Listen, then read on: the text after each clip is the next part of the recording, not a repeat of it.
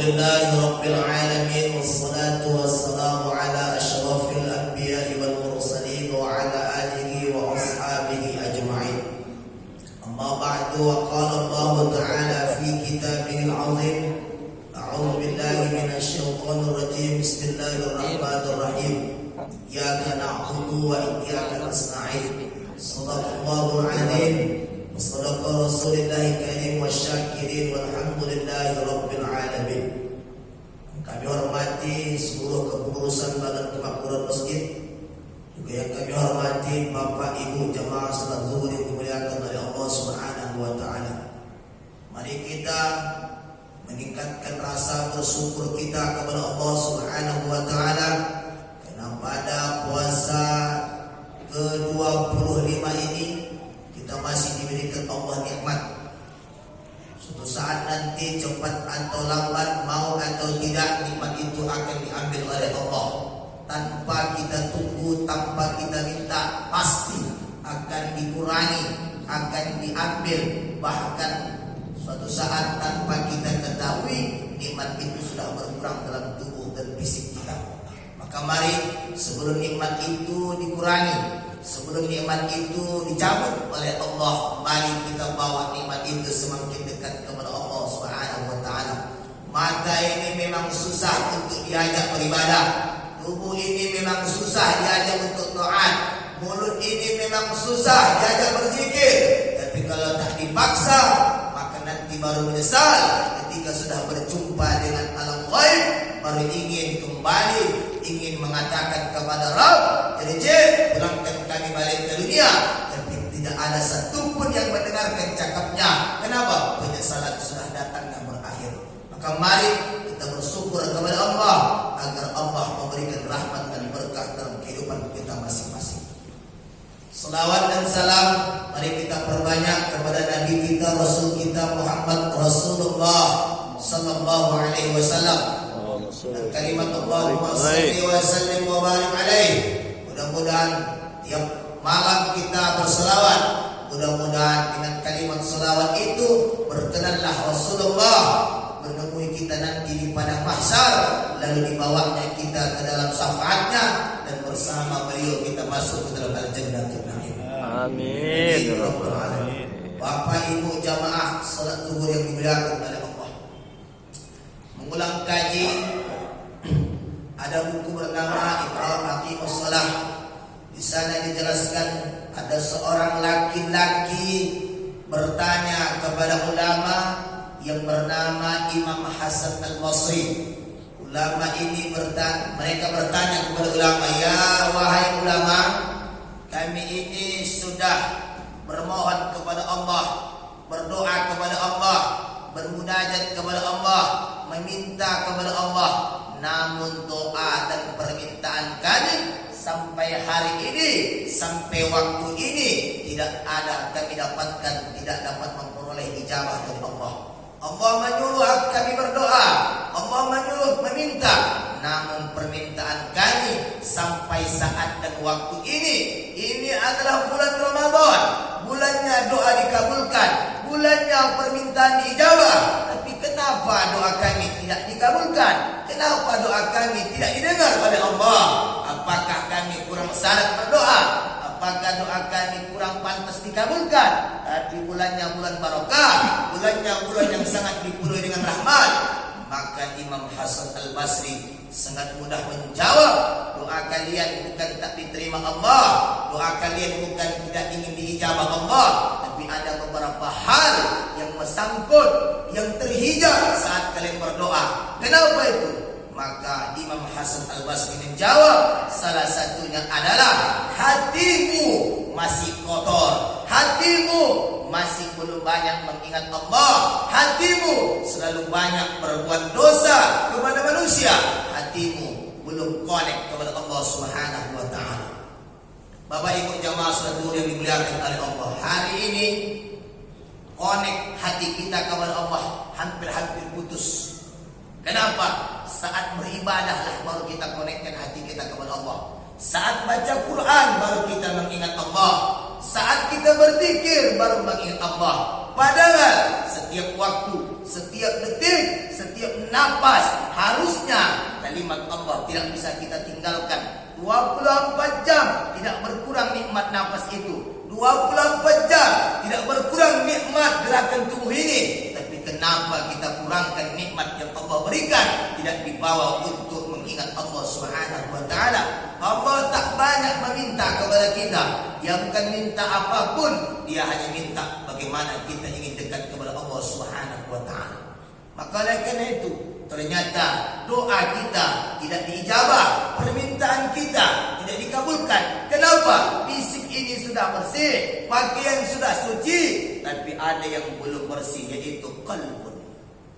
Makanya ada buku bernama Mukhasifatul Qulub yang dikarang oleh Imam Ghazali. Kenapa? Hati. Imam Ghazali saja membersihkan hati sangat luar biasa. Makanya disebut dalam kitab itu Mukhasifatul Qulub, ingin takut kepada Allah Subhanahu wa taala. Makanya Ramadan ini tiap hari kita berdoa, tiap hari kita meminta, pagi, siang, sore, malam, bahkan tengah malam, bahkan i'tikaf. Tapi kenapa doaku tak dikabulkan? Karena ada yang pun kita bersihkan adalah hati. Memang dia tak nampak, memang tidak bisa disentuh, memang tak bisa dilihat, tapi masih bisa dirasakan oleh setiap insan manusia. Maka hal ini, kalau juga belum kita bersihkan hati kita, bagaimana cara membersih hati? Mari kita bermuhasabah tengah malam, bersandarkan diri kepada Allah, merenung apa yang sudah ku perbuat, merenung sudahkah layak kita masuk ke dalam surga, merenung sudahkah amal ibadahku ini bisa diberkenan di timbangan yaumil qiyamah. Jangan lihat perkara kekurangan orang lain, tapi lihatlah sudahkah kita ini layak untuk dimasukkan ke dalam al-jannatul na'im. Maka wajar satu sebuah lagu mengatakan, wahai Tuhan, aku tak layak masuk ke surga. Itu memang betul, tak layak kita ni. Tapi harapan, Allahumma inna as'aluka ridhaka wal jannah. Kalimat ridha itulah Allah akan mengangkat derajat kita. Kalimat ridha itulah Allah akan menghapuskan dosa kita.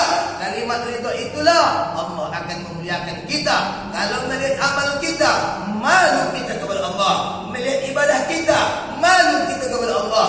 Lebih banyak lagi ibadah para makhluk-makhluk di alam bumi ini, seperti binatang. Mereka tidak pernah lupa berzikir. Dalam suatu kitab Mukhasifatul Qulub, di situ disebutkan ketika Nabi Daud alaihissalam melihat seekor cacing, lalu dia berkata, cacing, untuk apa kau diciptakan oleh Allah untuk agama ini? Maka cacing itu tak berkata, biiznillah, dengan izin Allah cacing itu berbicara, wahai Nabi Daud, memang aku tak berguna untuk agama. Salah, aku adalah hamba yang memang ditempatkan pada tempat yang kotor, bau, rendah, busuk. Tapi aku tiap hari, tiap waktu berzikir kepada Allah dengan zikir subhanallah, walhamdulillah, wala ilaha illallah, wallahu akbar.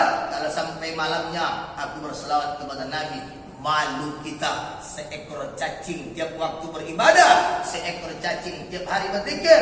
Mana lebih mulia manusia dengan cacing? Mana yang terhormat kita daripada cacing? Kita lebih terhormat, tapi dalam satu ini kita hina di hadapan cacing itu. Maka oleh karena itu harus kita sadarkan diri kita, masih banyak persoalan yang harus kita jalani. Salah satunya doa. Maka Nabi juga bercakap dengan kita ni, doa kalau berdoa Ustaz, ulang. Doa mukhul ibadah. Doa itu otak ibadah. Jadi kalau ada orang tak berdoa, apa itu? Apa kamu cakapkan begitu? Tak boleh ini masuk. Doa itu otak ibadah. Doa itu adalah salah satu permintaan kita. Takdir itu ternyata bisa merubah, tapi dengan izin Allah. Salah satu yang bisa merubah itu bukan dengan solat, bukan dengan baca Quran, bukan dengan yang lain, tapi dengan doa. Tapi bagaimana perubahan? Jangan tanya diri kita, tergantung doa kita kepada Allah. Maka oleh karena itu, bersihkan dulu di dalam diri. Jangan dulu bersihkan di luar. Kalau di luar ini sudah gampang kita bersihkan, karena masih bisa dilihat, karena masih bisa disentuh. Tapi ada yang tak bisa dilihat, ada yang tak bisa disentuh. Apa itu? Qalbun. Itu yang pertama. Maka bersihkan hati kita. di bulan Ramadan ini. Makanya kita sering mengucapkan dalam salat tarawih, Allahumma innaka afuwwun karim tuhibbul afwa fa'fu anna. Sehingga kita ucapkan, tapi pada dasarnya kita yang belum hati kita connect kepada Allah Subhanahu wa taala. Yang kedua, dalam buku disebutkan, kamu mengenal Allah, tapi pengenalan itu sebatas ucapan. Pengenalan Allah sebatas ilmu. Pengenalan Allah sebatas beribadah, tapi untuk taat beribadah kepada Allah tidak kamu kokohkan. Pengenalan kepada Allah tidak harus seperti siapa Tuhanmu, Allah. Bagaimana beribadah? Nantilah dulu. Ini tidak bisa. Makanya kalimat Fatihah itu sering kita ulangi, iyyaka na'budu wa iyyaka nasta'in. Kenapa kita ulangi itu? Harus kita sadar. Makanya dalam buku yang disebutkan lagi Mughasifatul Qulub itu ada 3 yang harus kita tekankan saat beribadah. Salah satunya kalimat iyyaka na'budu wa iyyaka nasta'in. Ketika kita ucapkan kalimat itu, seolah-olah kita tidak bisa berbuat apapun, seolah-olah kita lemah, seolah-olah kita tak berdaya. Kenapa? Tanpa pertolongan Allah, tanpa bantuan Allah, kita tidak bisa berbuat hal apapun. Secara logika, puasa ini tak sanggup kita. Berapa suaplah nasi ini masuk ke mulut. Ada ibu-ibu sekali makan sahur 3 piring. Mana tahu apa, digimbal terus 3 piring, 3 gelas, lain lagi pola, lain lagi pohon sejongkal. Tapi dengan masuknya kalimat nawaitu sawma, aku berniat ya Allah untukmu berpuasa ini, Allah untuk aku beribadah. Maka saat 1 sendok pun kita makan nasi itu, 1 suap pun kita makan nasi itu, ternyata Allah yang memberi kekuatan, Allah memberikan rahmatnya. Dari mulai fajar sampai kita tergelamnya hendak menuju maghrib, kita masih kokoh lagi berdiri untuk salat, kita masih bisa menggerakkan lidah kita untuk baca Quran. Siapa yang membuat itu? Hanyalah Allah Subhanahu wa taala. Maka oleh karena itu, mari kita dekatkan diri kita kepada Allah, memperkuat iyyaka na'budu. Takkan bisa kita ni mendapatkan pertolongan. Janganlah kita ni merasa Allah akan tolong, Allah akan bantu, sedangkan ibadah kita belum beres. Mohon maaf mengulang kaji. Sebelum puasa ini, banyak guru-guru kita mengingatkan tentang masalah fidyah puasa. Tapi itu juga banyak yang masih berhutang, belum dilakukannya. Masa dia muda bagaimana dulu, masa dia lajang, belum banyak sempurna puasanya. Bertahun-tahun puasanya ditinggalkannya, sampai dia menikah baru dia puasa sempurna. Dulu dia lajang, ada 7 hari, ada seminggu. Udah berapa lama kau hidup?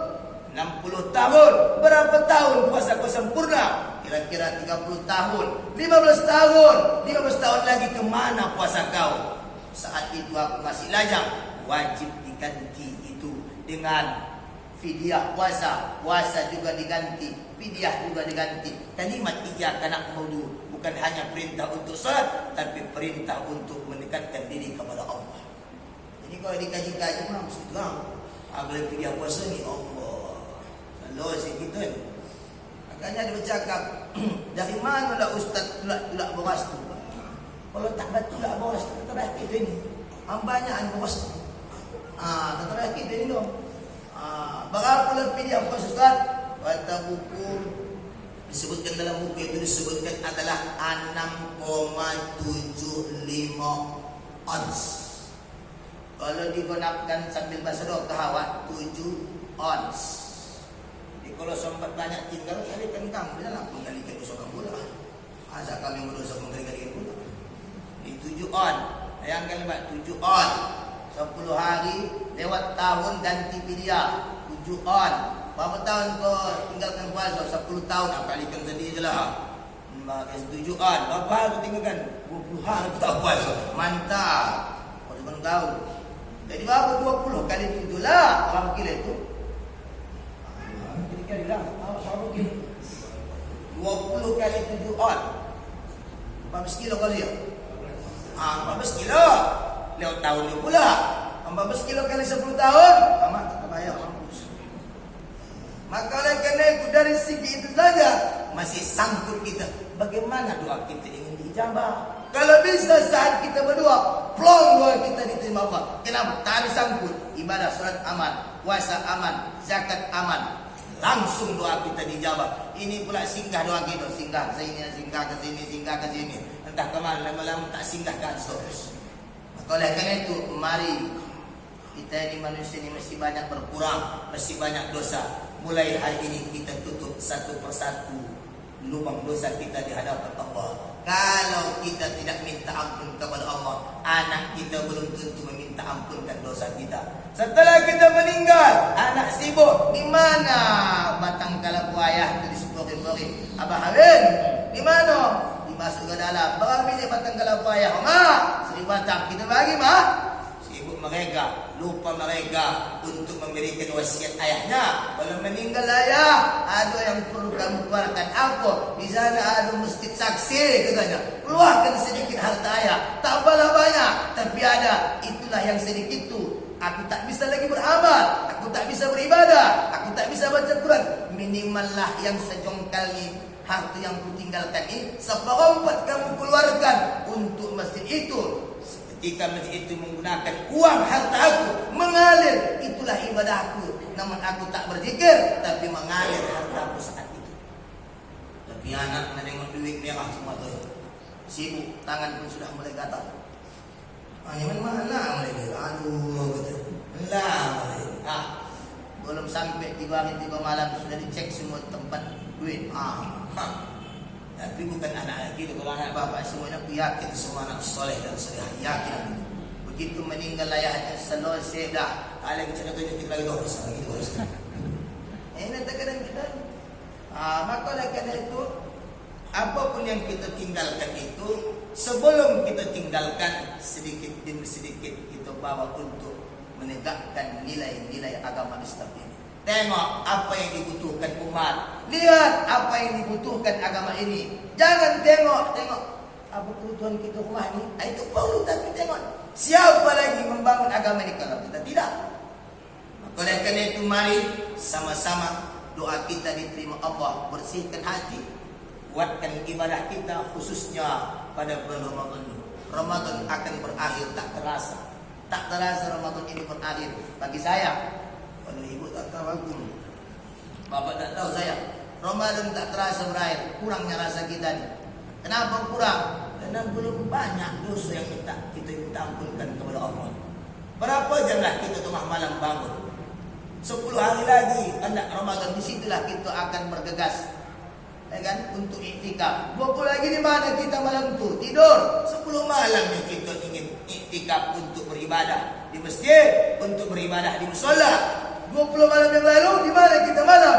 Modok, tidur. Tapi itu saja untuk 10 malam pun payah badan. Kenapa? Setan pula. Tapi kalau duit pula atau himpunan setan, awak perlu himpun dia. Jadi oleh kerana itu, mari bapak ibu orang tua kami, mari kita sisihkan waktu kita untuk beribadah kepada Allah. 24 jam ini sebentar ini berlalu. 24 jam ini sebentar ini berpindah. Tak terasa waktu ini kita jalani. Tiba-tiba umur sudah bertambah, usia sudah bertambah, tubuh sudah melemah, mata sudah mulai kasar melihat Al-Quran, mulut pun sudah mulai tak bisa menggeletar baca Quran. Saat itu mulailah kita tunduk kepada Allah dengan menggeletarkan badan. Allah, rukuk pun menggeletar, sujud pun menggeletar, duduk tahiyat menggetar. Kenapa? Posisi fisik sudah mulai melemah, baru kita ingin dekat kepada Allah. Itu pun jadilah. Maka oleh karena itu, mari, ini kelima 10 kan, mari kita dekatkan diri kepada Allah di akhir-akhir Ramadan ini. Setidaknya di akhir Ramadan ini, tengah malam kita bangun tiap hari untuk beribadah kepada Allah. Saya sering katakan di berbagai majlis taklim, kalau kita tak beribadah, Allah tak rugi. Kalau kita tak puasa, Allah tak rugi. Jangan dibilangkan terpaksa aku beribadah. Tak usah pun setanjung bayar puasa. Kira-kira turun lagi maha kuasa Allah. Tak puasa pun tak masalah. Paling kalau tinggal ke neraka dan jauh. Apalah, maka saya akan masak. Kapan ni? Waktu malam Ramadan sedang. Air di neraka saja pun tak lalu awak untuk menahankan. yang hari ini ayah di neraka itu yang mendidih 100.000 tahun sudah dipanaskan oleh Allah, itulah yang akan menggigit kulit dan daging kita. Coba kamu pulang ke rumah kamu awak, ambil ayah tu, masukkan ke kompor, panaskan kira-kira 2 jam, panaskan air tu, habis dipanaskan mandikan terus. Soalnya itulah air hangat. Mati gitu ya, kulit berkupas, tak paling putih putih. 2 jam saja air dipanaskan, lalu kita kenakan ke kulit, sudah menggelupur badan ini. Bagaimana pula air yang sudah ratusan ribu tahun yang sudah dipanaskan oleh Allah, itulah yang hendak kita berondangkan nanti. Oleh karena itu, sadarkan diri kita, sadarkan hati kita, sadarkan pikiran kita. Ya Allah, masih banyak dosa yang aku perbuat, ya Allah. Jangan tengok orang lain, tengok diri kita. Ya Allah, belum layak ibadahku ini kubawa untuk dia. Anta-anta ibadahku ini juga belum sempurna. Anta-anta ibadahku ini masih balamun. Anta-anta ibadahku ini masih tak tepat awal waktu. Subuh jam 5:30, Zuhur jam 2:30, Asar jam 2:30, Maghrib jam 7:10, Isya jam 11 malam. Kapan dia waktu? Bisa kita baca kalau ya Allah, tak sombong aku, malah Tuhan, tak sombong aku, banyak kau bisa kita baca begitu. Hari ini masih bisa beralasan, tapi di pengadilan Allah satu kalimat pun tak ada lagi alasan. Satu langkah ke muka pun tak bisa kita memohon. Satu apapun tak bisa kita lagi merubah apapun yang sudah kita lakukan. Maka mari sebelum nafas ini berhenti, sebelum tubuh ini tak bergerak, maka mari kita dekatkan diri kepada Allah. Mudah-mudahan kita yang hadir ini semuanya kita diampunkan dosa oleh Allah dan ditempatkan pada tempat istimewa nanti. Amin ya Rabbal. Saya pikir ini yang bisa saya sampaikan. Sudah jam 1:09, sudah banyak orang dah menguap-nguap. Itu menunjukkan sudah letu Ustaz. Kami nak porojo lagi dan malam kali kami tinggalan kami tak porojo. Apa begitu? Psikologi. Baik, ini yang bisa saya sampaikan. Lebih dan kurang mohon maaf. Akhirul kalam. Assalamualaikum warahmatullahi wabarakatuh. Waalaikumsalam warahmatullahi wabarakatuh. Tutup doa langsung supaya. Bismillahirrahmanirrahim. Alhamdulillahi rabbil alamin. Wassalatu wassalamu ala asyrafil anbiya'i wal mursalin wa ala alihi wa ashabihi ajma'in. Allahumma ighfir lana dhunubana wa liwalidina warhamhum kama rabbawna shighara wa lijaddina wa lijaddatina والمعلمين ولجميع المؤمنين والمؤمنات والمسلمين والمسلمات الأحياء منهم والأموات إنك على كل شيء قدير. اللهم اجعلنا أولادنا من الصالحين. Ya Allah, jadikan anak dan keturunan kami ya Allah menjadi orang-orang saleh dan salihah. Waj'alna auladina imamul muttaqin. Jadikan anak dan keturunan kami menjadi pemimpin yang bertakwa. Waj'alna auladina warasatil ulama. Jadikan anak-anak kami ya Allah pengganti dan penerus dan pewaris alim ulama ya Allah ya dzal jalali wal ikram.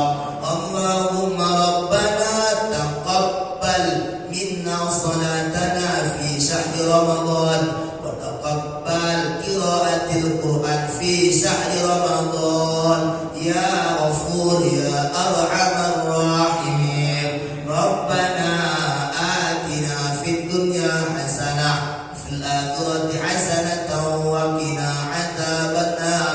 Walhamdulillahi rabbil alamin. Taqabbalallahu minkum Minna wa minkum taqabbal ya karim.